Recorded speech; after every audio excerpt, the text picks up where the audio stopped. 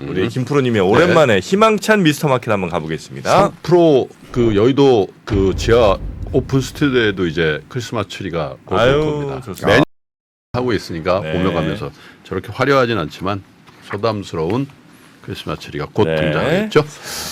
자, 헤드라인, 희망의 헤드라인, 불안한 미상업용 부동. 희망이 아니네. 대출 연체 10년 만에 최대. 뭐해? 뭐 하자는 겁니까, 형님? 금요일까지 이러셔야겠어요. 꼭. 그러면 그냥 희망 회로를 돌려? 금요일은 아니죠. 공프로님 김프로님 공프로로 바꾸라 그러더라고요. 자, 그래서 이제 오늘은 특별히 금요일이니까 헤드라인을 2개를 드리겠습니다. 네, 하나 더 있어요. 자, 두 번째 헤드라인을 주십시오. 요건 희망이겠지. 네. 해외 부동산 부실 가속화, 연금 공제에 폭탄 돌리기 시작이다. 그래서 그만하세요. 이제. 이런 제목을 갖고 올거 하지도 마세요. 차근차근 들어보세요. 네. 자, FT 파이낸셜 타임즈가 금융정보회사죠. 뱅크 레그 데이터 자료를 인용해서 미국 은행이 임대 목적 상업용 부동산 소유자, 이걸 론 오너 오큐파이어라고 통상 얘기하는데 네. 여기에다가 빌려준 대출 중에 지난 7월에서 9월 사이에 한 번이라도 납기가 밀린 연체금이죠. 연체금이 177억 달러, 우리 돈으로 23조 원에 달한다, 이렇게 보도를 했습니다. 이게 2013년 1분기 이후에 가장 큰 금액인데 직전 분기하고 비교를 하면 얼마가 늘었냐, 40억 달러가 늘었어요. 5조 2천억이 늘었고 작년 같은 기간보다는 100억 달러, 13조 원이나 급증, 연체금이.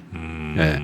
그래서 이게 미국 주요 은행 중에 상업용 부동산 대출이 가장 많은 데가 네. 웰스파고인데 이 연체액이 1년 사이에 4억 달러. 나 이 자료가 맞는지 모르겠는데 파이낸셜 타임즈가 오버했을 리는 없는데 1년 사이에 4억 달러에서 34억 달러. 8배 이상 늘었다는 겁니다. 웰스파고 기준으로.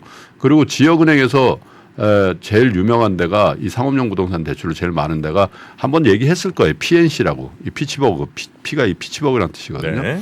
이 PNC의 상업용 대출 연체액이 1년 새 2배로 늘어서 7억 2,300만 달러에 이르렀다라는 보도가 어제 있었습니다. 그래서 이게 우리가 상업용 부동산 얘기를 뭐 뜨문뜨문 해드렸는데 예. 실제로 이제 미국의 상업은행들의 연체율에 영향을 주기 시작했다라는 거죠.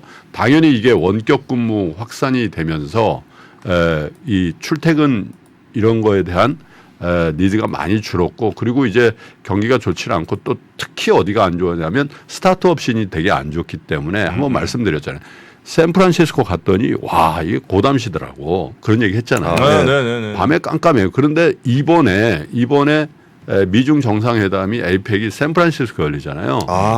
그렇구나. 그래서 시진핑이 그거 한번 볼 거예요, 아마. 거기다가 사실 차이나타운 기준으로 보면 미국 전역에서 가장 큰 데가 샌프란시스코 차이나타운이거든. 왜냐하면 쿨리라고 옛날에 그 서부 개척 때 중국계 노동자들이 다 그 철도권 거기에 샌프란시스코에 모인 거예요. 거기에 네. 금광 나오고 해서. 그래서 여러 가지 생각이 있을 텐데 엘링턴 매니지먼트 그룹이라는 자산운용사에서 이 애널리스트 레오 황이라는 사람이 뭐라 그러냐, 이게 일시적인 현상이 아니고요, 상업용 부동산 가격은 하락하고 대출 연체는 계속 늘어날 거다라고 얘기를 하면서 신용평가사 무디스에서는 상업용 부동산 분석을 담당하고 있는 전문가가 앞으로 고통이 닥칠 게 분명하다, 상업용 부동산 관련 대출 연체율이 최소 12개월간 1년 동안 상승할 가능성이 많다. 여기다가 덮친 게 있죠.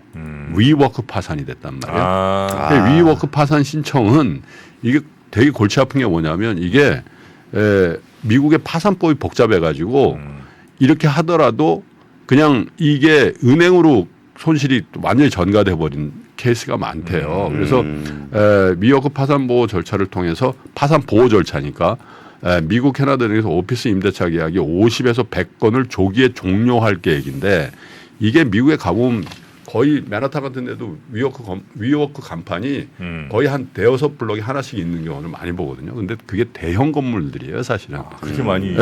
실제로 우리나라도 지금 문제가 되고 있기도 하고요.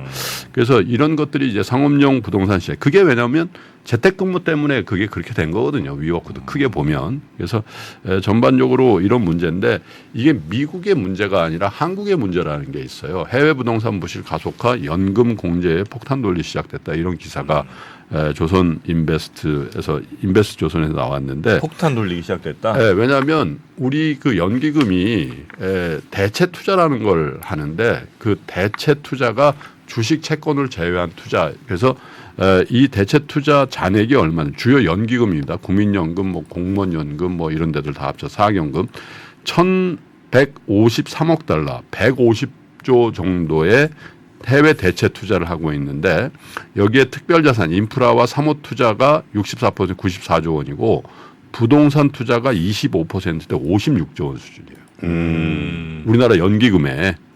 네. 그것도 대부분 북미 지금 연체율이 올라간다고 하면 미국 북미의 49% 유럽의 28% 지역에 편중돼 있고 여기에 문제가 뭐냐면 대부분 부동산 투자가 중후순위 투자로 돼 있다는 거예요. 연기금에. 네네. 그러니까 중후순위 투자는 뭐냐면 어떤 건물에 대한 투자를 하면 시중은행이나 이런 친구들은 안전하게 들어가서 선순위를 잡아요. 그 대신 이자를 좀 싸게 주지. 그다음에 이자를 높여야 되니까 이게 만약에 문제가 되면 선순위가 먼저 갖고 가고 나머지 자녀 재산을 배분하는 중순위 후순위로 이렇게 투자가 돼 있다라는 거죠. 그래서 이게 굉장히 위험하다라는 건데 이게 문제가 뭐냐면 대체로 시가평가를 안 해요.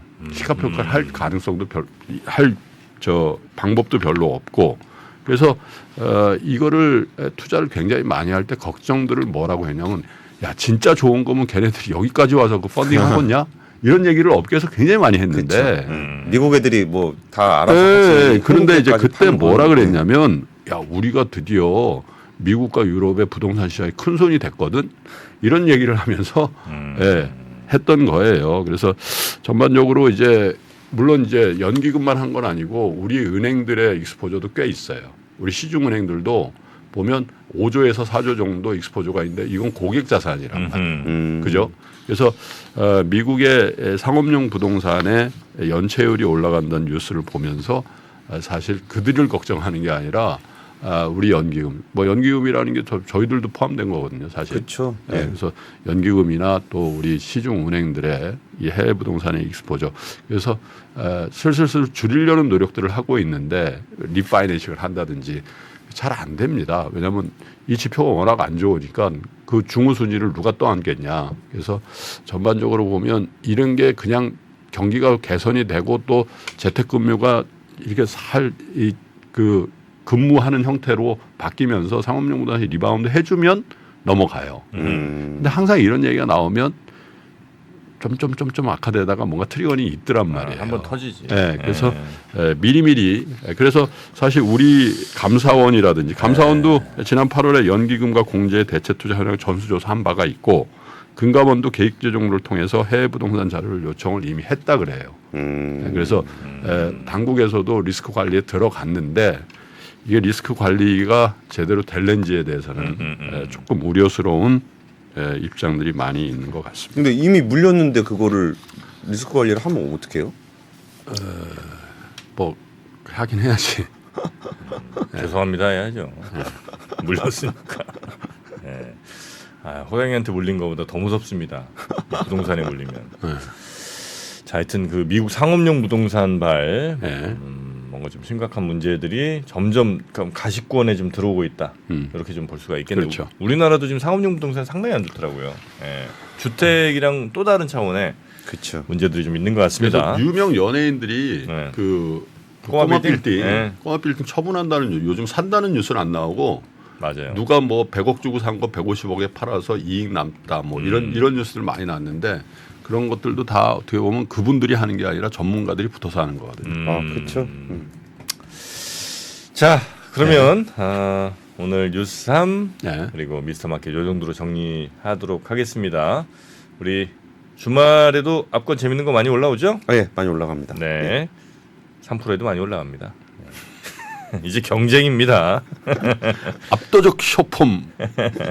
자, 압권도 잘 되시기 바라겠고요.